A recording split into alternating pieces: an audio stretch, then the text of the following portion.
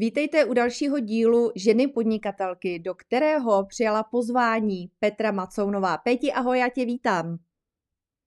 Ahoj, já tebe taky. Tak my se známe se přes tvoji maminku úžasnou, ale samozřejmě naši diváci nebo posluchači tě neznají. Takže pojď nám říct, kdo je Petra Macounová. Tak Petra Macounová je 41letá žena, matka 2 dětí, partnerka, dcera a žena, která se rozhodla si plnit svůj další sen. Nějaké tvé koníčky, čemu se ráda věnuješ, když relaxuješ od podnikání třeba? Tak jsou to hlavně knížky, kolo, no a hodně vejletujeme s dětma.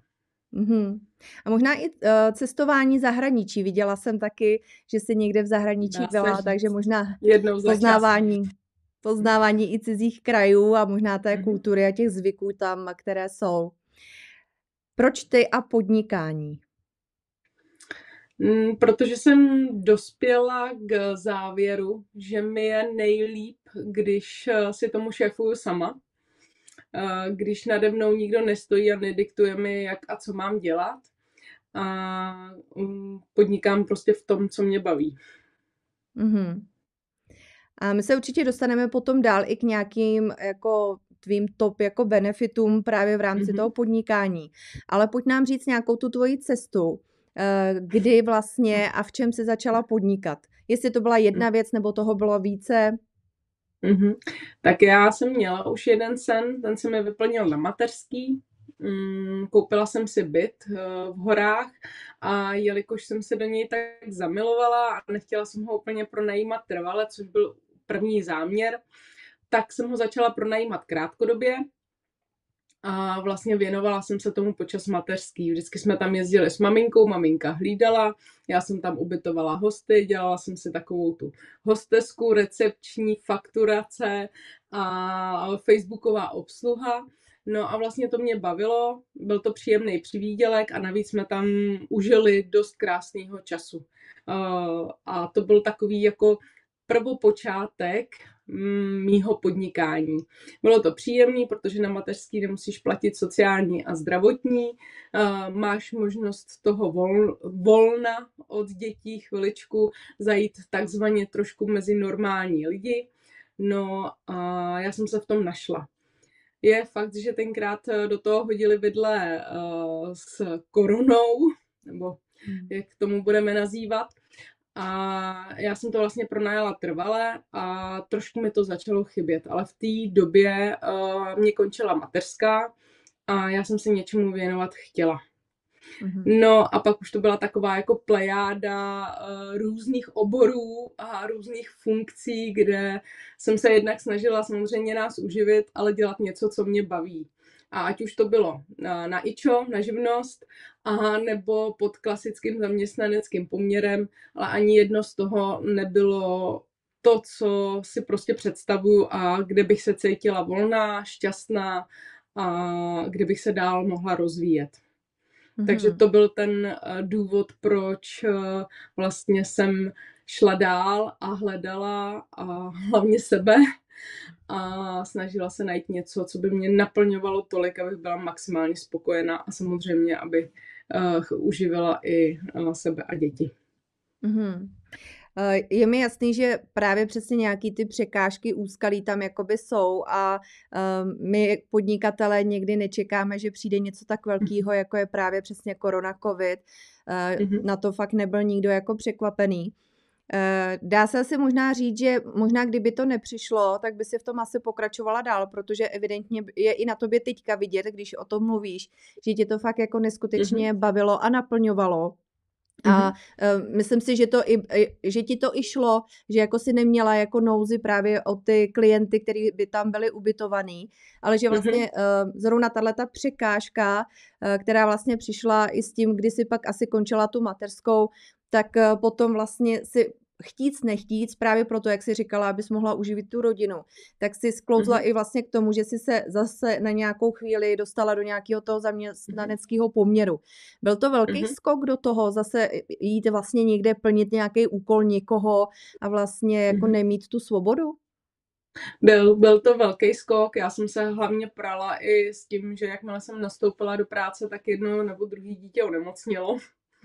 Spojený samozřejmě s mojí nervozitou a s tím, že jsem se pasovala do nějaký pracovní doby, i když jsem hledala vždycky práci, která mě dávala trošku jakoby tu časovou flexibilitu, ale stejně byl tam čas, který jsem v té práci trávit musela. A to mě dělalo tu nervozitu a byla jsem z toho jako pak samozřejmě lítala jsem mezi nemocí, mezi doktorem, s dětma a prací. A už z toho jsem nebyla svá a už to mě mrzelo. Pak mě mrzel ten čas, se kterým jsem se pasovala do kolektivu, do kterého přijdeš, samozřejmě s komoditou, se kterou obchoduješ, protože převážně to byla obchodnická činnost. No a vždycky po čase jsem si řekla, že to nemá smysl, že to se mnou nerezonuje. Až vlastně poslední pracovní poměr, kdy jsem dělala ve spodním prádle a staly se vlastně s majitelkou z nás kamarádky, máme se moc rádi, tak tam mě ten odchod mrzel nejvíc. Ale vzhledem k tomu, že jak jsi zmínila, mám ráda cestování a potřebovala jsem zase chviličku být s dětma, hlavně přes ty prázdniny, tak jsem odešla a byla jsem moc ráda, že tu volnost na chvilku mám. Takže to důležitý, co mě tam chybělo, to byla ta motivace té svobody, toho, že si to můžu dělat po svým a že mi do toho nikdo nebude mluvit. Říkala jsi, že tě vlastně nejvíc mrzelo, že jsi odcházela právě z toho spodního prádla, ale někdy něco končí právě proto, aby mohlo přijít něco, nějaký nová příležitost, nějaký nový začátek. A my jsme se viděli před Vánoci a ty si úplně zářila, byla si úplně nadšená a vlastně úplně s velkou radostí si mi vlastně oznamovala, že podnikáš a že máš něco svého a bylo naprosto vidět, že ses absolutně našla a že to, co děláš, je prostě to, co tě absolutně naplňuje. Takže pojď říct, které to podnikání je teďka a vlastně proč jsi ho vybrala. Krásně jsi to vystihla, já ti za to moc děkuju. Ten projekt, který jsem vlastně 1. listopadu oficiálně pustila do éteru, se jmenuje Nevšední slasti. Je už v éteru, on už je v éteru 2 roky, od loňského léta, od předloňského léta. Nicméně já jsem se bála otevřít obchod, obchodovat na malom městě vlastně s menstruačníma potřebama a řešit problémy žen, který vlastně nejsou ještě dneska úplně tak jako na povrchu, je to takový tabu a ještě se to pořád schovává. Ale jelikož jsem s tím sama dost bojovala ze začátku, hlavně po porodech dětí, tak jsem si řekla, že to je to, co mě bude naplňovat. Nejenom předat tu svoji vlastní zkušenost, ale i pomoct tomu, kdo se trápí. Takže proto Nevšední slasti oficiálně od 1. listopadu a já v roli prodavačky, fakturantky, specialistky na sociální sítě. Na všechno mám teda velký, obrovský pomocníky, i včetně teda rodiny, kde se zase to starání a hlídání probíhá v rámci babičky, dědečka, mého partnera a tetiček a strejdů, takže ta podpora je obrovská a díky tomu si můžu dovolit v tom obchodě být a vlastně pracovat i po nocích, což je taková ta práce, za kterou úplně nikdo nevidí, ale je potřeba.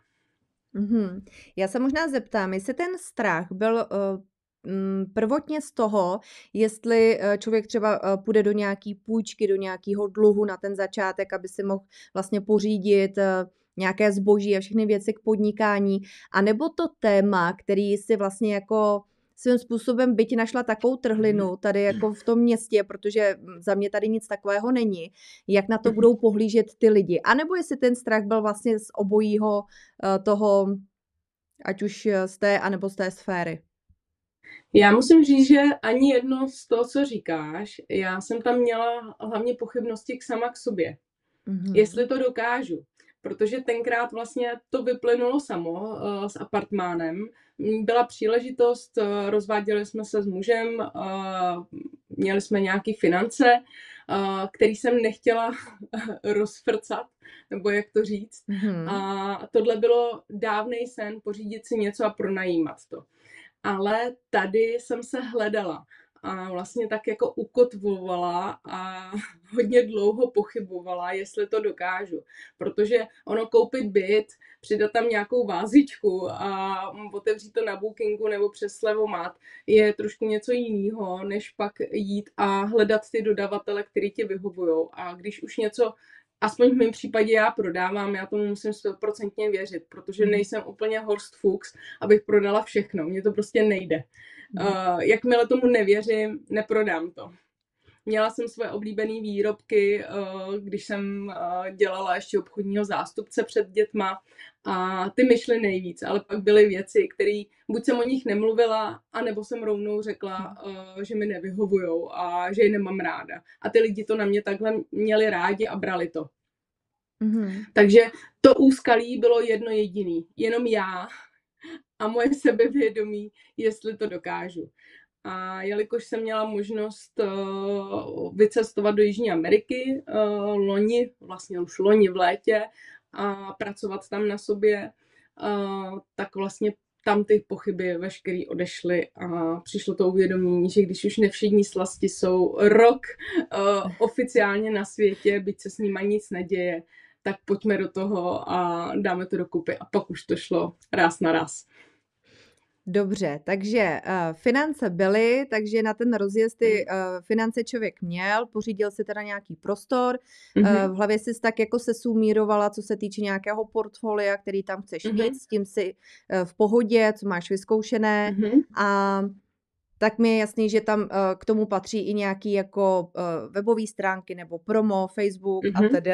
A pak to vlastně otevřeš a teď jako čekáš vlastně, jak to říct, člověk čeká vlastně, jestli ty zákazníci budou chodit a co vlastně na to budou říkat. A vlastně mě i zajímá, protože ty už si tady trošku dneska nakousla, je trošku zvláštní, že i my v těch jako menstruačních potřebách, jako ženy některý, mají jako velmi tabu téma, nebo jsou tak jako neznalí, anebo mnohdy by ten obchod obešli jako obloukem, než aby se tam vůbec jako zastavili, nebo nedej bože, aby je někdo viděl, že tam vcházejí nebo vycházejí.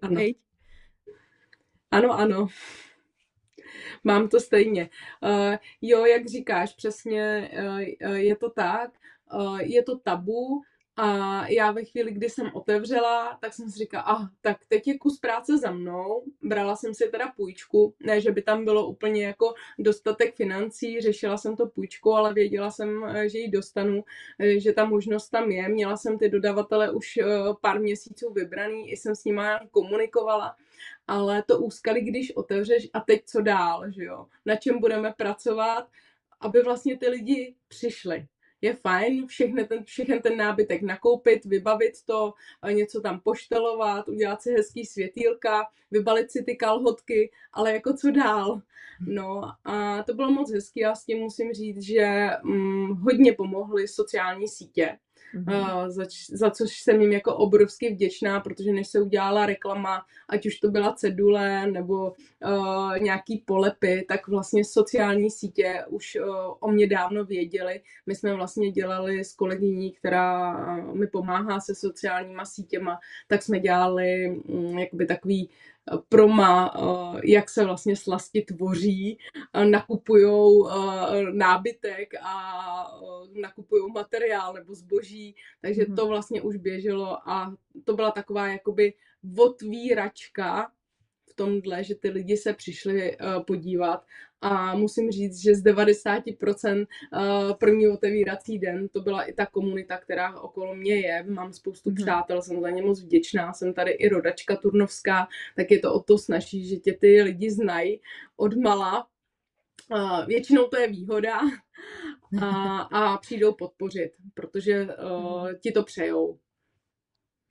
A to je super právě výhoda těch sociálních sítí, že vlastně ještě si neotevřela, ale ty už vlastně vtáhneš do děje ty lidi tím, že tady se něco chystá, teď jsem koupila nábytek, tady jednám s dodavateli a vlastně trošku napínáš ty lidi v to a oni se už těší, ať už ta Péťa otevře, už jsme zvědaví, už se tam chceme podívat. Je samozřejmě jasný, že většina z nás, jako když začneme podnikat, tak samozřejmě je to kolem nás rodina, známí, přátelé, jsou to lidi, kteří který za prvé nás chtějí podpořit, za druhý nám věří, že to, s čím podnikáme, je to nejlepší. Když tomu propůjčíme své vlastní jméno, tak určitě chceme pomáhat i dalším lidem. A když teda pominu tu rodinu a známí a přátelé, kteří samozřejmě začali k tobě chodit nějakým způsobem i potom to šířili dál jako reklamu, tak kdy jsi tak jako začala vnímat, že tam vlastně začínají chodit i třeba úplně jako lidi, který třeba tolik neznáš a vlastně jaký třeba byly ty vstupy těch lidí, protože si přečtou nějaký název, který může v každém evokovat něco prostě jiného. Někdo si absolutně neumí vlastně jako zatím nic představit. A teď přijde dovnitř a vlastně takový ten ostych toho, jako podívat se, zeptat se, nebo jestli ty jsi přesně takový ten člověk, že dobrý den, můžu vám s něčím pomoct, nebo pokoukejte nejdřív a pak se mě zeptáte. No, začala jsem to vnímat hnedka vlastně po tom otevření. My jsme otevřeli 1. listopadu, což byl pátek. To bylo velký, bylo to takový jakoby přátelský, rodinný. Pak byl víkend na to, abych si odpočinula, oddechla a od pondělka to bylo už natvrdo. A postupně ty lidi tam jakoby chodili a koukali a co vy to tady máte. A teď já mám ty nápisy ještě nad logem menstruace, menopauza, inkontinence, takže jsem slýchala, i když to chodilo kolem, co to tady je. Někdo si to i fotí, to je čerstvá novinka ze dneška, že mám fotku z nevšedních fotek, nevšední slasti, paní si fotí po různých městech, kde se jí líbí jaký nápisy, tak jsme o tom dneska hovořili, ale to bych se zapovídala. Nicméně ty lidi chodili a koukali a každý si tam trošku našel to svoje a i ta žena, která tu menstruaci už neřeší, tak vlastně jsme třeba okusili aromaterapii, kterou tam mám. Mám tam spoustu přírodní kosmetiky, mám tam i takový jakoby doplňkový sortiment karty, který si moc ráda vykládám. Mám tam šalvěj na vykuřování, dřevo Palo Santo, takže jsou to takové věci a tím, že tady vlastně v Turnově skončil 1,5 roku zpátky krámek, který se jmenoval Čarokrámek, tak mi to i trošičku jakoby v tomhletom nahrálo, že ty lidi, který to znali a znali pána, který to dlouhá léta měl s manželkou, tak vlastně začali chodit i ke mně. Takže si našli už i postupně, i v tom prosinci začali tak jako po ťapičkách i ty muži, a co to tady máte? Někdo mi dokonce teda řekl, že si myslel, že jsem sex shop nebo něco podobného. Že se jde teda podívat, co se to tady děje. To by ty výlohy byly asi trošku jiný, že by byly takový hodně zalepený, aby dovnitř nebylo vidět, jak to tak bývá. Tak já tam mám mléčný sklo, jakoby daný schválně, jenom část výlohy, u jedné spodní mám takový jakoby výklad, aby tam... Ale asi by tam nebyla ta inkontinence a menopauza, tam by byly asi úplně jiný nápisy. Byly by tam asi úplně jiný nápisy, ale jo, i ty muži si ke mně našli a vlastně chodí i třeba babičky, který řeknou, no víte, já už nemenstruju, ale vnučka, tak já bych jí chtěla něco, vím, že to je teďka ohromný hit, takže setkávám se jako s různými příběhy, různými pohledy a samozřejmě jsem ten člověk, že jakmile přijde, tak pozdravím, a s čím vám můžu pomoct, přišla jste s nějakým záměrem, nebo se jdete podívat i do nového obchůdku, to bylo takový ty první 2 měsíce jako hlavní. A už si věděla, buď ti řekli, že se jdou jenom podívat, co se to tady děje, anebo že jdou se záměrem. A dokonce jsem se setkala, což mě jako mile překvapilo, po měsíci přišla paní a řekla, vy máte tyhle a tyhle kalhotky český menstruační, já to vím, že je máte a já si je chci tady u vás koupit. A já úplně fakt... Vy jdete úplně s přesným záměrem. Věděla velikost, věděla, co chce a že si to chce prostě koupit tady a podpořit jako místního člověka, než aby to objednávala z e-shopu. Takže je to různý a mě to moc baví, protože je to takový jakoby různorodý. Nevíš, co tě každý den potká.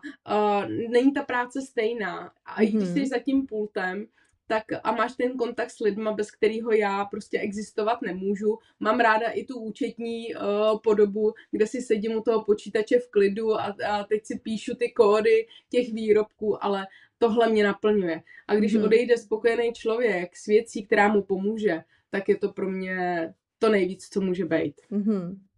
Ale zrovna jak jsem mluvila o tom krámku, tak já jsem shodou okolností u něj dneska parkovala a koukala jsem, že tam je vlastně kadeřnictví. A tak Kadeřnictví Vinči, ano. jaká to je náhoda, že vlastně dneska jsem tam byla a teď se o tom tady jako bavíme, tak jo, je to zajímavý, je to hezký. Není to náhoda. Je mi jasný, že ty ženy tam možná si tu cestu najdou víc, když si přečtou ty nápisy, ať už to jsou mladší, starší, ať už to chtějí pro sebe, anebo vlastně pro někoho, protože i tím, že jsi to otevřela před Vánocema, tak je to ideální jako čas pro dárky jako takový. Ale říkám si, stojí chlap před tím obchodem, čte tam menopauza, inkontinence, menstruace.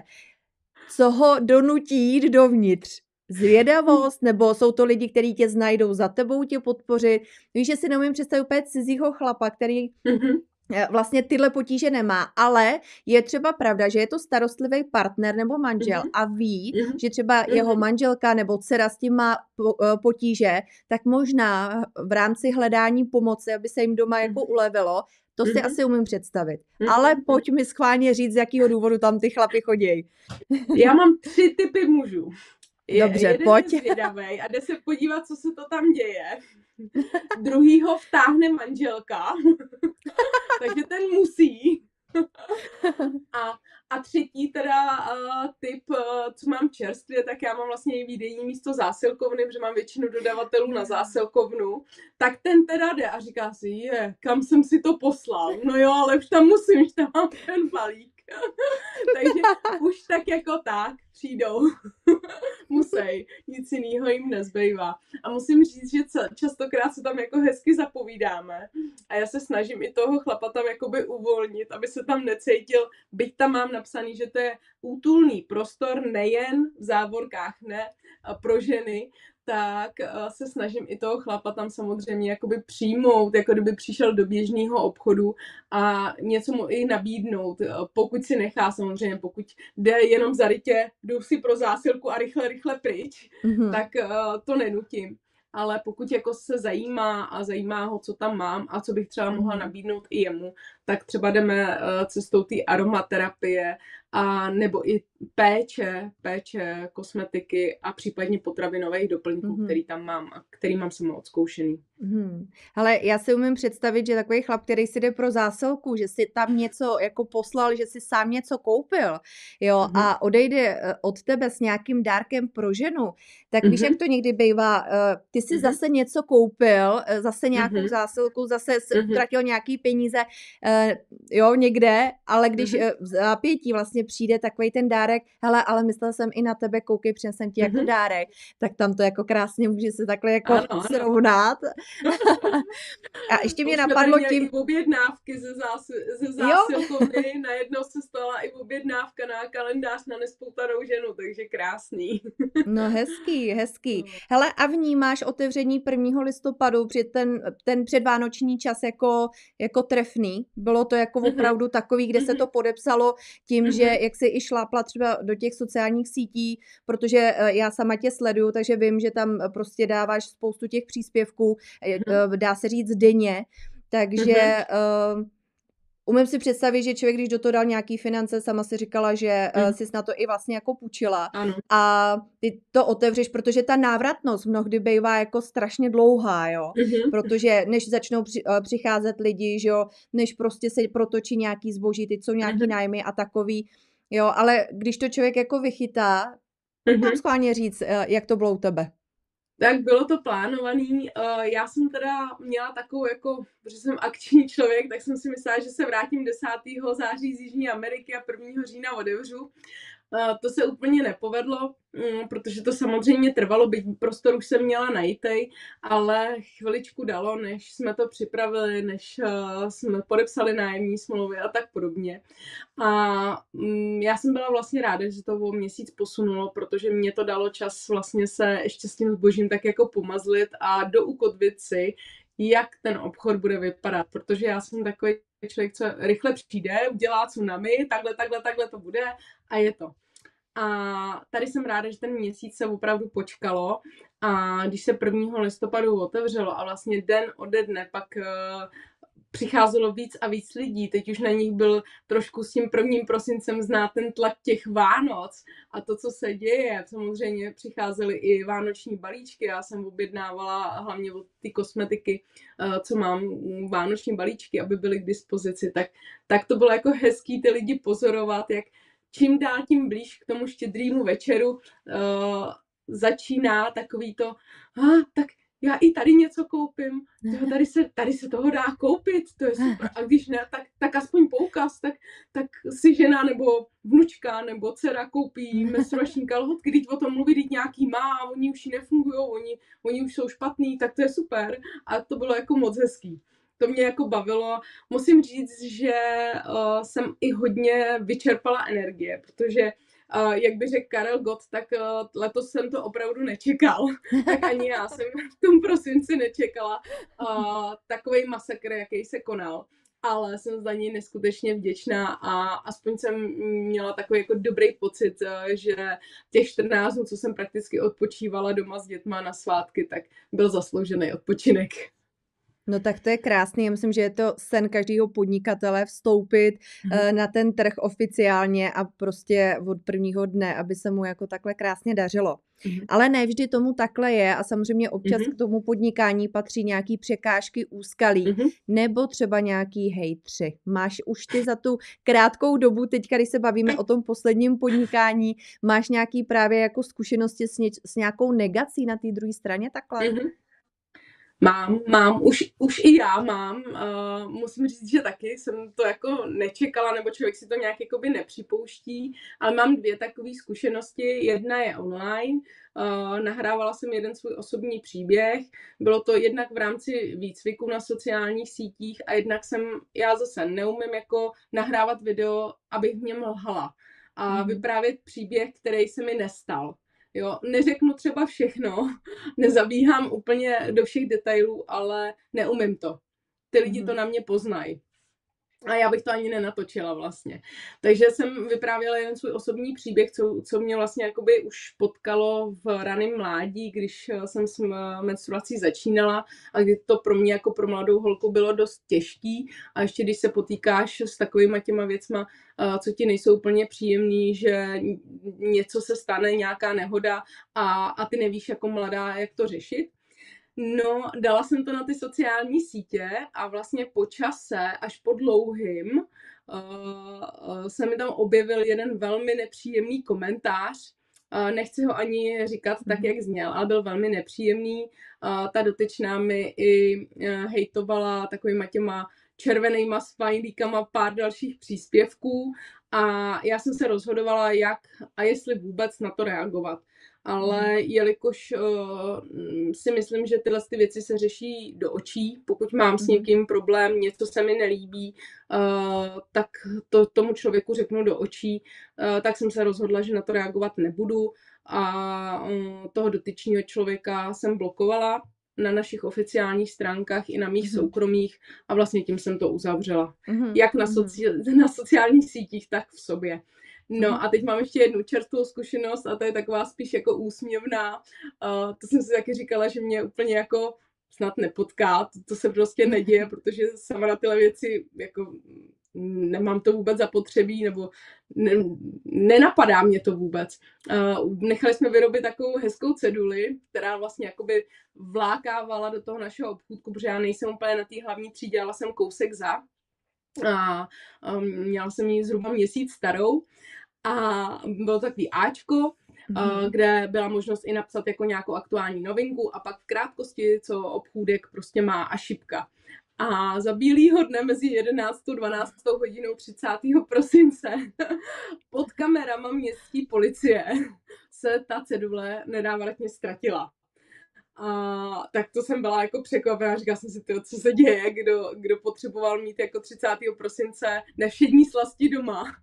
A musím říct, že na jednu stranu mě to pobavilo, samozřejmě na tu druhou zamrzelo, nebyla to úplně levná reklama, ale je to zkušenost a ta je k nezaplacení.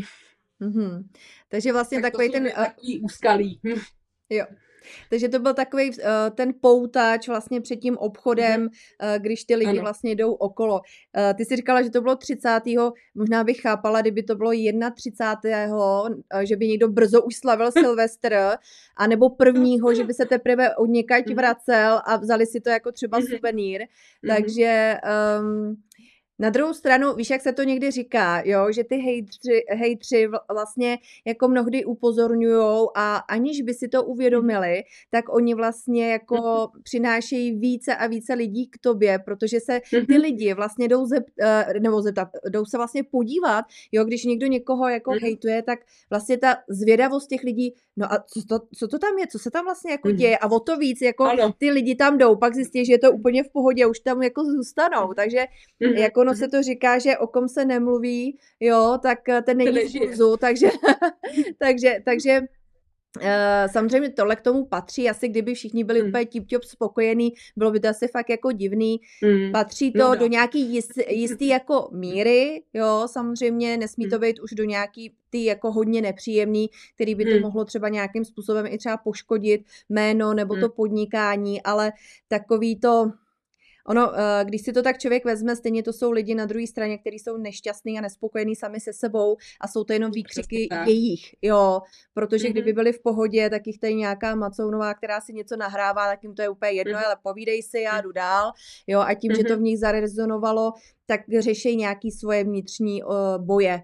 Jo, takže a my to tak víme, že to tak je, protože každý podnikatel ví, pokud tam není jako cíleně, že by s tebou něco rozporovali nebo ti vlastně dávali najevo, že by ti dali nějaký podmět, že bys možná mohla dělat něco jako jinak, nebo že jim tam něco chybí, jako takový pádnej argument, o kterém bys mohla uvažovat a třeba se s ním i o tom pobavit, že by to byl dobrý point, jo, ale pokud je to jenom takový nějaký výkřik, tak to samozřejmě nemá cenu a vlastně to člověk projde a zpracuje si to a jde dál. Jak Přesně ty tak. kloubíš práci s rodinou? Protože si umím představit, že jsi samozřejmě od do, 2 děti, partner, domeček, takže samozřejmě i nějaký, aby byl takovej i ten work-life balance, tak jak to jde? Jde to dobře. Já mám obrovskou, jak jsem předeslala na začátku, já mám obrovskou podporu rodinou, nejenom partner, není teda tatínkem mých dětí, ale vlastně moji mladší dceru zná od půl roka, od Povianu a je takový jakoby jejich náhradní tatínek, takže zrovna dneska hlídal dopoledne, dcera měla horečku a já jsem říkala, hele, musím do práce a je to u nás taková hláška, protože my jsme podnikatelé oba.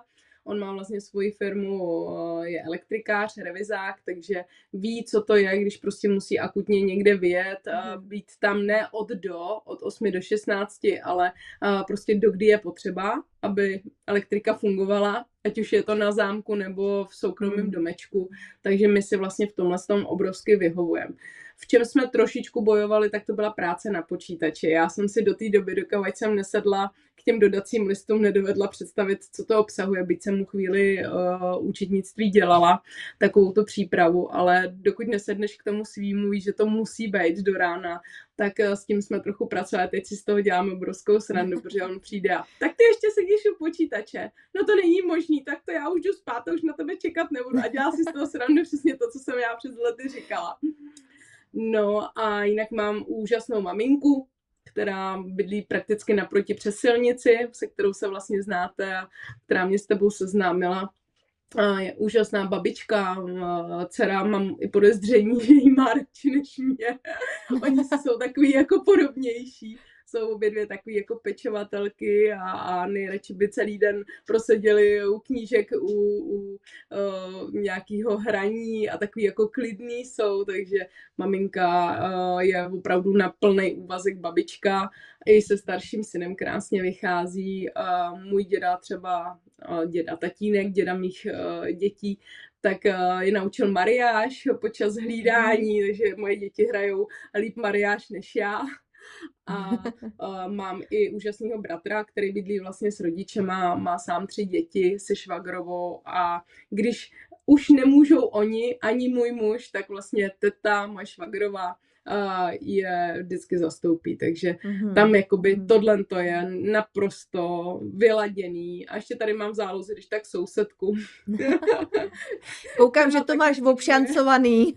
Jo, těch lidí opravdu, jako na to pečování o děti je tady spousta a pravidelně jezdí samozřejmě k tatínkovi a jeho rodině, kde jsou taky moc rádi, takže máme i ten čas na sebe s partnerem, zpravidla jednou za těch 14 dnů o víkendu, kdy jsme opravdu spolu, ať už jedeme někde, že rádi tady po republice cestujeme, a nebo jsme jenom tak doma a tvoříme domeček, protože stále ještě doděláváme.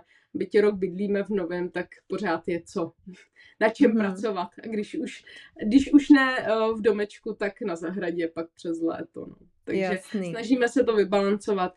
Někdy to jde líp, někdy hůř, někdy té práce je víc, někdy jdeme spát kolem půlnoci, někdy zaléháme v 9, někdy ten čas na sebe máme 2x, 3x v týdnu, někdy po 14 dnech, ale vždycky to jde, je to vždycky o domluvě. A je to v tomhle jednodušší, že nechodíme na ty píchačky. Jo. Máte tam prostě krásnou harmonii, to je z toho krásně cítit, ale vybízí se teďka jedna otázka, ať pomineme třeba jako, co se týče oboru podnikání, kdo to má těžší? Žena nebo muž? Hele, nebo takhle, mají to ženy těžší než muži? Já tohle nedovedu úplně posoudit, já si myslím, že jsme na tom stejně s mužem. Protože každý ten obor má svoje úskalí a já si nemyslím, že to mám horší. A naopak jako obdivuju tu práci těch chlapů, kolikrát venku, montáže v zimě, v létě. Já bych to nedělala. Ani za milion. Zlatý menstruační kalhotky oproti tomuhle. Ale musím říct, že třeba ten návrat jako do práce z té mateřský je asi, pokud je klasicky žena ty 2-3 roky doma a opravdu ani při té mateřský nic nedělá, nesetkává se, ať už jakoby na částečný úvazek. Já jsem tohle měla, takže pro mě se rozmluvit bylo trošku jako jednodušší z toho dětského jazyku koko, pipi, ale ten, kde je opravdu 2-3 roky doma, tak možná ten návrat pro tu ženu je pak náročnější. A skloubit to, chodit do práce, zároveň vyzvedávat děti, vozit je někam na kroužky, to asi pak pro tu ženu, pokud je to na ní a nemají to tak jako my, že se v tom krásně jakoby střídáme a vlastně si vyhovujeme časově tak, jak to komu jde, tak pro tu ženu to asi musí být náročnější, ale to je takový jako jediný úskalí. Co mi do toho jedinýho vstupuje, a to zase souvisí s mým oborem, tak to je ta naše cykličnost u ženy. Protože jakmile jsme v síle, tak jde všechno. Tak nemusíš skoro ani spát. Ale jakmile jsi těsně před tou menstruací, tak už to jde hůř, aspoň v mém případě. Tak to je možná jediný, kde ta žena vlastně ten týden zhruba řeší, že teda je bolavá a že se jí nechce nic a nejradši by z té podpeřiny nevylezla. To je možná jediný týden, který bych jednou v životě mužům přála, aby zažili. aby věděli, proč ta žena je občas tak jako mírně nervózní.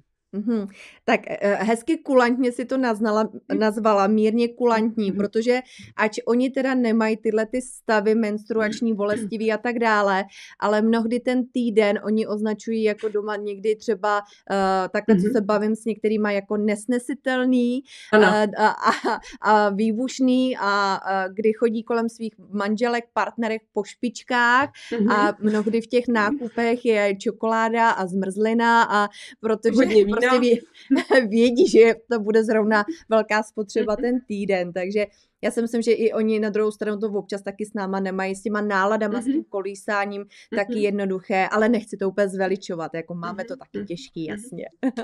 Slyšela jsem i hlášku, že žena je týden nemocná. Jo.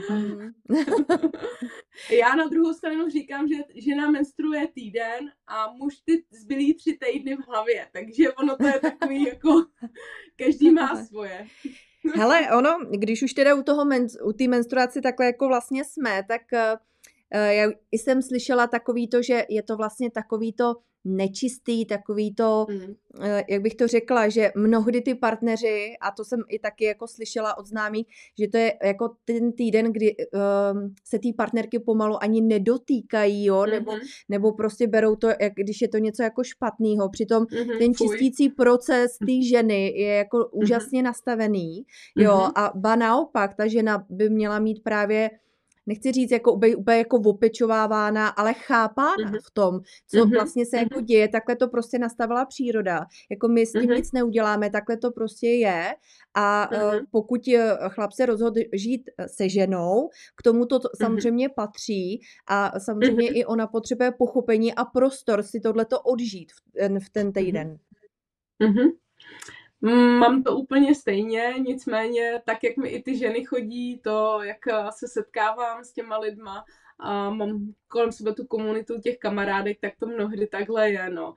Pro muže to je něco, čeho se jako bojí a jak s tím sami nemají zkušenost a vidí tu ženu, jak jako dovede být nervózní, unavená, je vlastně úplně jiná, tak pro mnohý muže je to vlastně i zakázaný období sexu, takže pak taky jako je to pro ně náročný tohle sníst, tak jo, jak přesně říkáš, no, je to týden, kdy kdysi ty ženy byly vlastně sami se sebou, tak, co menstruovala, nic nedělala a vlastně jenom odpočívala. A byly v tom kruhu žen. A dneska, jak je ta doba zrychlená, tak vlastně ta žena musí zvládat všechno, co ty následující týdny. Domácnost, práci, k tomu ještě třeba nějaký přivýdělek, chci si jít zacvičit, tohle.